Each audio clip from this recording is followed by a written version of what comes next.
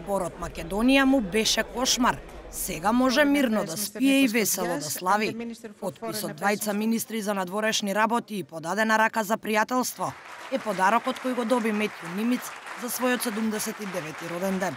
До пред само една година изгледаше дека е невозможно да се најде решение за спорот, а денеска со роденденска песна го прослави свечениот момент на подпишување договор. Да се најде решение за овој проблем бара мудро лидерство, политичка храброст и стратешка визија. И овие лидери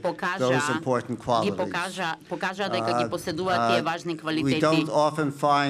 Не може често да најдете политичка храброст, не може да најдете стратешка визија и нечесто може да ги најдете неопходните дипломатски вештини, а да ги најдете сите три квалитета во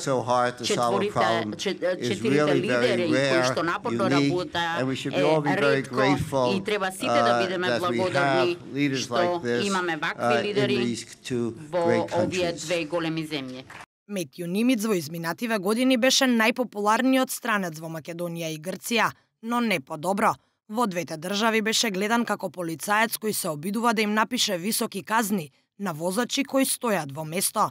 Денеска, со брз глисер стигнаа до местото на кое полицаецот доби орден за успешно завршена кариера и песна за среќен роден ден. Критикуван и обвинуван, многу пати сакал да се откаже од спорот. Кој е човекот во речиси 8-та декада од својот живот, чија истрајност дочека решение на навидум нерешливиот спор. Метју Нимиц, американец со врвно образование кој од 1994 година бара решение за името. Почнал во приватниот сектор, а во 1977 година влегол во политиката, кога председателот Џими Картер го именувал за советник во Стейт департментот. Со скок во кариерата, 2 години подоцна е поставен за подсекретар, со надлежности околу безбедносната помош која САД ја дава лет на други земји.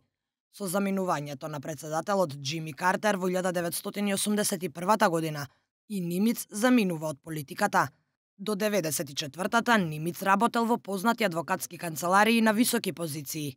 Со доаѓањето на власт на Демократската партија во Америка, тој се враќа во дипломатијата. Истата година Бил Клинтон го поставил за личен специјален пратеник во спорот меѓу Македонија и Грција.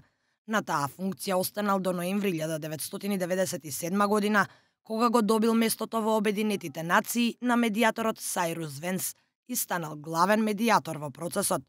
Во изминатите години се менуваа властите и преговарачите, а Нимиц неколку пати имал намера да се откаже од позицијата за медијаторската улога во спорот со Грција. Нимиц работеше за символичен $1 плата.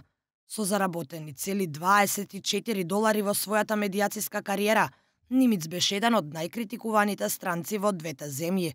Денеска, дури и оние кои доскоро упатуваа тешки критики, му ја испеа роденденската песна.